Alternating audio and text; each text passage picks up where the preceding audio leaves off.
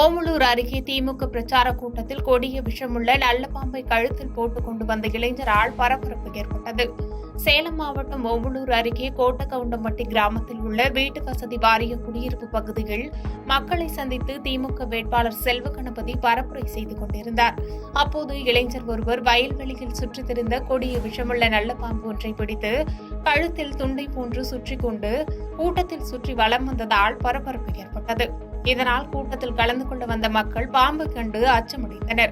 இதனைத் தொடர்ந்து அங்கு காவலுக்கு இருந்த போலீசார் அந்த வாலிபரை அங்கிருந்து அப்புறப்படுத்தினர். ஆனாலும் அந்த இளைஞர் பிரச்சாரம் முடியும் வரை அந்த பகுதியை சுற்றி சுற்றி வலம் வந்ததால் பொதுமக்கள் அச்சமடைந்தனர். பாதகம் செய்பவரை கண்டால் நாம் பயங்கொள்ளலாகாது பாப்பா, மோதி மிதித்து விடு பாப்பா, அவர் முகத்தில் உமிழ்ந்து விடு பாப்பா. அண்மை செய்திகளை உடனுக்குடன் தெரிந்து கொள்ள இணைந்திருங்கள் இயம்நாடு